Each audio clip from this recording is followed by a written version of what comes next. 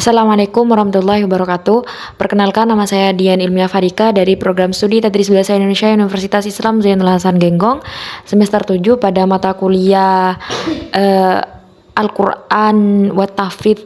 Kali ini saya akan memaparkan tentang hukum nun sukun tanwin dan hukum mim sukun. Saat kita membaca kitab suci Al-Quran, ada baiknya jika kita sebagai umat muslim memahami ilmu tajwid terlebih dahulu. Apa itu ilmu tajwid? Ilmu tajwid itu merupakan sebuah ilmu yang mengatur tata cara membaca Al-Quran dengan baik dan benar. Dengan memahami ilmu tajwid, umat muslim dapat memperbaiki bacaan Al-Qurannya dengan mempelajari bagaimana cara melafadzkan ayat-ayat di dalam Al-Quran dengan benar, sehingga ayat yang dibaca tersebut lebih tepat maknanya.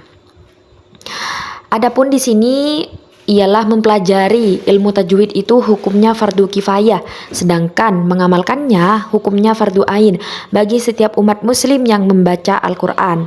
Salah satunya berlaku apabila nun sukun. Di sini ada beberapa hukum tajwid, yakni salah satunya apabila nun sukun atau tanwin bertemu dengan huruf hijaiyah tertentu. Di sini ada beberapa. Yang pertama, hukum idhar. Idhar artinya terang atau jelas. Hukum bacaan idhar berlaku jika ada nun sukun atau tanwin yang bertemu dengan salah satu huruf idhar, yakni alif, he, ain, ha, ghin, dan kha. Contohnya pada ayat fasholli li rabbika wanhar. Di sini ada nun sukun bertemu dengan huruf H. Yang selanjutnya ada idgham bi gunnah. Idgham bi gunnah di sini idgham itu artinya memasukkan, dan idgham bi gunnah adalah setiap nun sukun atau tanwin yang bertemu dengan salah satu huruf yang 4. Adapun huruf yang 4 tersebut ialah huruf ya, nun, mim, waw. Cara membacanya yaitu nun sukun atau tanwin tersebut dimasukkan menjadi satu dengan huruf sesudahnya dan dibaca mendengung. Contohnya pada lafadz may yakul. Yang ketiga ada idgham bila gunnah. Idgham bila gunnah di sini ialah memasukkan bacaan nun sukun atau tanwin ke huruf berikutnya tanpa disertai dengung. Jika di sebelumnya pada huruf idgham bi gunnah itu menggunakan dengung, maka pada idgham bila gunnah itu tidak menggunakan dengung. Contoh huruf-huruf idgham bila gunnah di sini ada 2, yaitu lam dan ro. Contohnya pada ghafurur rahim. Kemudian yang keempat ialah ikhfa. Ikhfa di sini artinya samar. Hukum bacaan ikhfa berlaku jika nun mati atau tanwin bertemu dengan huruf ta, sa, dal, zal, za, sin, shin, shod, ta, dhad, fa, qaf, dan kaf. Cara membacanya ialah samar-samar, tetapi tidak sejelas ketika kita membaca idhar, namun tidak selebur ketika membaca idgham. Contohnya man dzalladzi. Yang selanjutnya ialah iklab. Iklab di sini artinya menukar atau mengubah. Iklab terjadi apabila setiap nun sukun atau tanwin bertemu dengan huruf ba. Cara membacanya adalah dengan menyuarakan huruf nun sukun atau tanwin menjadi suara mim dengan merapatkan dua bibir dan mendengung. Contohnya pada lafadz mambaqiyah. Nah, yang selanjutnya ialah pembahasan mim sukun. Di sini mim sukun itu merupakan hukum bacaan Al-Quran. Ini hukum mim sukun itu terjadi apabila mim sukun bertemu atau diikuti oleh salah satu huruf hijaiyah. Dengan kata lain, setiap ada mim sukun atau huruf mim berharokat sukun, maka bacaan tersebut berlaku hukum mim sukun. Di sini ada beberapa salah satu bacaan mim sukun. Yang pertama ialah hukum mim sukun ikhfa safawi. Salah satu hukum mim sukun adalah ikhfa safawi. Hukum bacaan ikhfa safawi terjadi apabila mim sukun bertemu dengan huruf ba. Apabila menemukan bacaan dengan susunan huruf seperti tersebut, maka bacaan tersebut harus dibaca dengan cara dibunyikan samar-samar di bibir dan didengungkan. Contoh pada Al-Quran surat Al-Baqarah ayat 8. Bismillahirrahmanirrahim.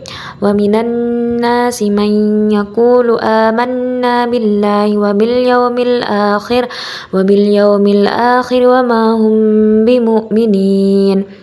Dalam ayat tersebut terdapat bacaan hum bimu'minin, di mana terdapat mim sukun yang diikuti oleh huruf ba, sehingga berlakulah huruf mim sukun ikhfa safawi. Oleh karena itu, bacaan tersebut harus dibaca samar-samar di bibir dan didengungkan.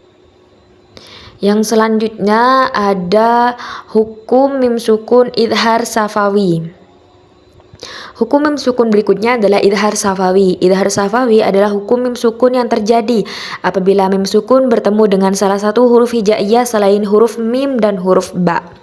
Contohnya di sini pada Quran surah An-Naba ayat 30.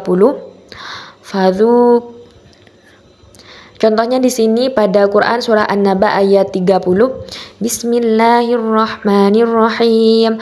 Fadzuku falan nazidakum illa adaba. Dalam ayat tersebut terdapat bacaan yadzukum illa, di mana terdapat huruf mim sukun bertemu dengan huruf alif. Maka dari itu berlakulah hukum bacaan idhar syafawi, sehingga mim sukun dalam bacaan tersebut harus disuarakan dengan terang dan jelas tanpa berdengung di bibir dengan mulut tertutup. Yang selanjutnya ialah hukum mim sukun idgham mithlen. Hukum mim sukun idgham mithlen merupakan hukum bacaan di mana mim sukun bertemu dengan mim yang sejenis. Dengan kata lain, hukum mim sukun idgham mithlen merupakan hukum bacaan yang terjadi akibat pertemuan dua huruf mim. Maka tidak mengherankan jika mim sukun ini juga disebut dengan idgham mimmi. Cara membacanya adalah seperti menyuarakan mim rangkap atau ditasydidkan dan wajib dibaca dengung. Contohnya terdapat pada ayat Al-Quran surah Al-Buruj ayat 20. Bismillahirrahmanirrahim. Wallahu min waraihim muhit. Dalam ayat tersebut terdapat bacaan waraihim muhit, di mana terdapat huruf mim sukun bertemu dengan mim yang sejenis. Maka cara membacanya adalah seperti menyuarakan mim rangkap atau ditasydidkan dan wajib dibaca dengung. Sekian pemaparan dari saya tentang hukum nun sukun tanwin dan hukum mim sukun. Mohon maaf apabila terdapat banyak kesalahan dalam pengucapan ataupun materinya. Saya pamit undur diri. Wassalamualaikum warahmatullahi wabarakatuh.